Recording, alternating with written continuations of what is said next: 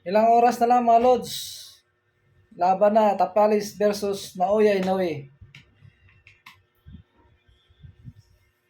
Bangungutin kaya si Inoue sa suntok ni Tapalis? Or kakayanin naman ni Tapalis ang suntok ni Naoya Inoue? Yan, mamaya panoorin natin mga Lods. Sa tingin nyo mga Lods, ano bang tingin nyo? Ma-upset kaya natin ng The Monster ng Japan? O matalo tayo? Pero sabi niyang mga sa kampo ni Tapalis, abangan daw natin mamaya. Kasi si Tapalis, mga Lods, 100% na siya. Kaya ito ang tanong natin, kung magtagumpay kaya ang ating kababayan para gumawa ng panibagong history sa bansa natin. Pagdasal natin mga Lods, suportahan natin si Tapalis. Sana masungkit niya yung panalo. At alam ko mabibigla ang mundo niyan pag makita na natin maglaban sila. Kaya abangan nyo mga Lods. Kasi 100% ng ating kabayan. Mamaya, basta abangan nyo para talagang enjoy yan. Talagang magugulat sila dyan sa kabayan natin na si Marlon Tapalis. May lakas din si Marlon mga Lods. At ang timing. Kaya nga binansagang The Nightmare yan eh. Kasi kung may monster sa... Yan ang bangungot ng monster pag nanalo siya. Si Marlon Tapalis mga Lods. Kasi nakita ko yung piece off nila. Di makatitig si si Naoya kay Marlon.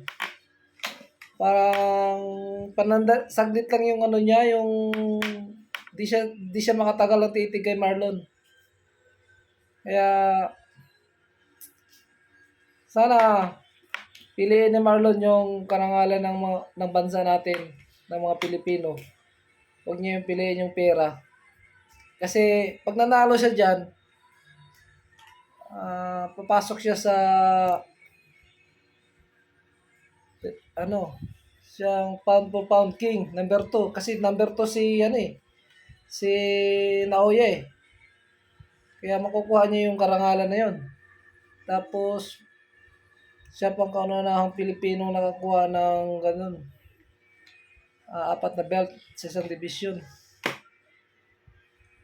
So, dapat talaga, niya yan, yung gawin niya yung parahan para manalo siya. At ingatan lang niya yung mga ni Inoue. Yung suntok. Kailangan wag makatama si Inoue ng solido. Kasi may panggulat yan si Inoue. Yung jab niya yung kaliwa. Kailangan wag kang Tapos yung kanan niya nakatago. Pag nag-focus ka doon sa jab niya, malakas din yung jab niya na yun. Ngayon, pag ka doon, nakalimutan mo yung kanan niya, biglang bubulaga sa'yo yan. Pag tinamaan ka nun, malakas ang pesa nun yan. Ang pinakamalakas niya yung straight, tsaka yung uppercut. Si Sikmura. Malakas talaga si Inoue. Pero magugulat. Di rin natin masabi si Marlon, kasi si Marlon,